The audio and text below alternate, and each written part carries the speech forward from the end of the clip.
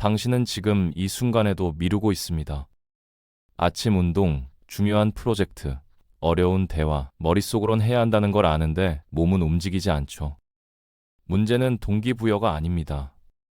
동기부여에 의존하는 순간 당신은 이미 진 겁니다. 구름 위에 집을 짓는 것과 똑같거든요. 그런데 세계 최고의 운동선수들과 성공한 창업가들이 쓰는 방법이 하나 있습니다. 동기부여 따위 필요 없는 시스템이죠. 이 방법에 대해 자세히 이야기해 보겠습니다.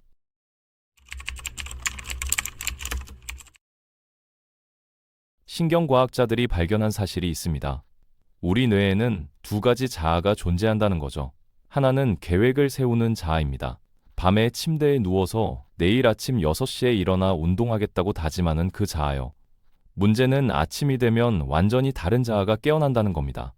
실행하는 자아인데 이놈은 계획 따위 신경 안 쓰거든요. 추워, 피곤해, 5분만 더 자자. 이렇게 속삭이는 겁니다. 대부분의 사람들이 이 순간 동기부여를 찾으려고 합니다. 계획 자아가 실행 자아를 설득하려고 하는 거죠. 근데 이건 백전백패입니다. 애초에 이길 수 없는 싸움이거든요. 그럼 어떻게 해야 할까요?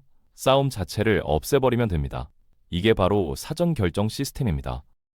스티브 잡스를 떠올려 보세요. 매일 같은 검은색 터틀넥을 입었죠. 이게 단순히 패션 선택이 아닙니다. 아침에 뭘 입을지 고민하는 결정 자체를 제거한 겁니다. 뇌가 협상할 여지를 원천 차단한 거거든요. 데이비드 고긴스라는 울트라 마라톤 선수가 있습니다.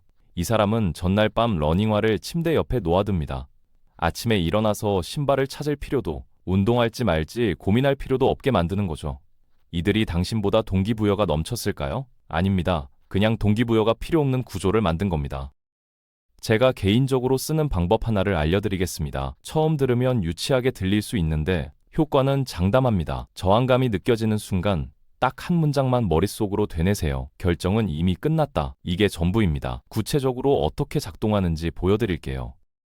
첫 번째 단계는 전날 밤에 이루어집니다. 계획 자아가 결정을 내리는 거죠. 나는 내일 아침 6시에 달린다. 여기서 중요한 건 노력해볼게가 아니라 달린다입니다. 종이에 적으세요. 운동복을 꺼내 놓으세요. 결정을 물리적으로 고정시키는 겁니다. 타협의 여지를 남기면 안 되거든요. 두 번째 단계는 아침 알람이 울릴 때입니다. 뇌가 변명을 시작하는 순간 중간에 잘라버리세요. 피곤해. 5분만 더. 이런 생각이 떠오르기 시작하죠. 이게 결정적 순간입니다. 절대 논쟁하지 마세요. 협상도 하지 마세요. 그냥 사실을 진술하면 됩니다. 결정은 이미 끝났다. 새로운 논의는 없습니다. 토론은 어젯밤에 끝났거든요. 당신은 이미 사전 결정을 했습니다. 남은 건 실행뿐이죠. 구체적인 상황으로 들어가 보겠습니다. 차고 전체를 청소해야 한다고 가정해 봅시다. 규모가 어마어마하죠. 뇌는 절대 안 돼 라고 비명을 지르고 있습니다. 당신은 차고 앞에 서 있고 5초가 주어집니다. 무엇을 할지 결정해야 하는 거죠. 5, 4, 3, 시간 끝. 만약 차고를 청소하겠어 라고 말했다면 이건 협상이고 아마 질 겁니다. 하지만 청소한다는 결정이 이미 끝났다면 질문은 단 하나뿐입니다. 가장 작은 첫 동작은 뭐지? 쓰레기 봉투 하나를 드는 겁니다. 그게 전부예요.